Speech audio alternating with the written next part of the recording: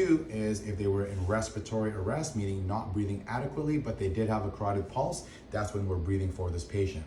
Third final option, worst of the 3, is I've done my breathing check.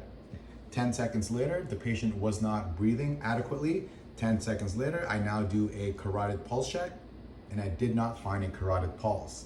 By definition, this patient is in cardiac arrest. The moment we can confirm this patient is in cardiac arrest, if we haven't called 911 at this point, we definitely need to call 911 before we proceed to anything else. Keeping in mind, any part of care, whether we're breathing, whether we're rolling, whether we're providing CPR, we want to make sure, check, call, care. In other words, before we provide any care, we're calling 911 first.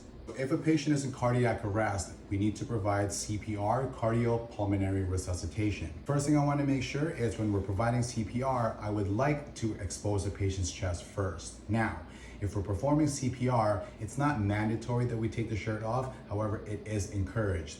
I could still justify keeping the patient's shirt on while I do compressions. Just know that in the colder months, if the patient has shirt, long sleeve, sweater, jacket, vest, it's important that if I keep all of that on, I need to acknowledge that I need to go a little bit deeper just before I can start the compressing the patient's heart.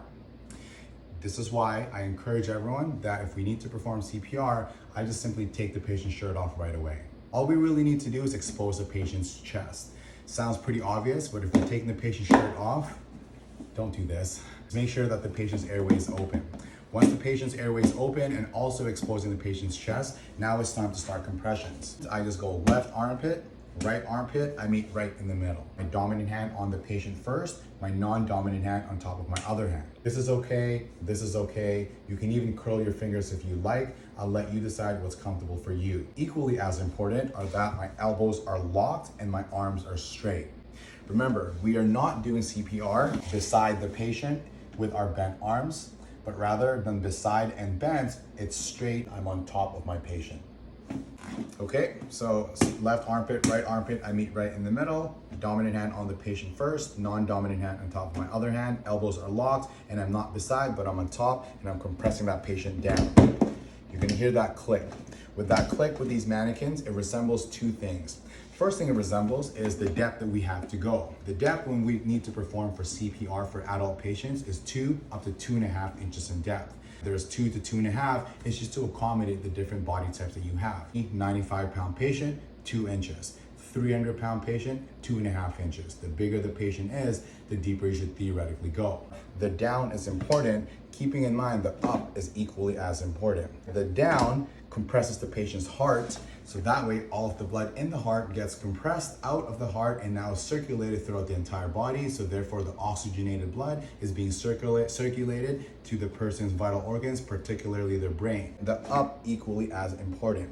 If you think of the patient's heart as a sponge, we've done the down, we've squeezed all of the blood out, you still need to allow the heart the opportunity to refill back up with blood. How we can accomplish that are that my fingers remain on the patient the entire time, but the heel of my hand, it leaves the patient's chest ever so slightly. Now it's important that my fingers remain on the patient, so I'm doing this and I'm not doing this all over the place, okay? Now let's quickly talk about the breathing to compression ratio. The breathing to compression ratio is 30 compressions to 2 breaths. However, 30 compressions to 2 breaths is only really applicable if we have a barrier device such as a bag valve mask or if we have a pocket mask. If you do not have a barrier device, either a bag valve mask or a pocket mask, then we can now switch to what's called continuous chest compressions. So there are 2 versions of CPR. All really depends on the comfort level and also on the equipment that we have available to us. Again, if we have a barrier device, then we are doing 30 compressions and our partner is going to give 2 breaths. 30 and 2 times 5 for approximately 2 minutes of CPR. After 2 minutes is up, then we quickly stop CPR. Someone reassesses the patient's head, their tilt, the chin lift, doing the breathing check and circulation check, and then we act accordingly based on what the patient gives us. If I was by myself and I have a barrier device, I'm doing 30 compressions to 2 breaths. The left armpit, right armpit meet right in the middle, and I just do my hand on top of hand and I go down and I just compress the patient's heart for 28, 29, 30,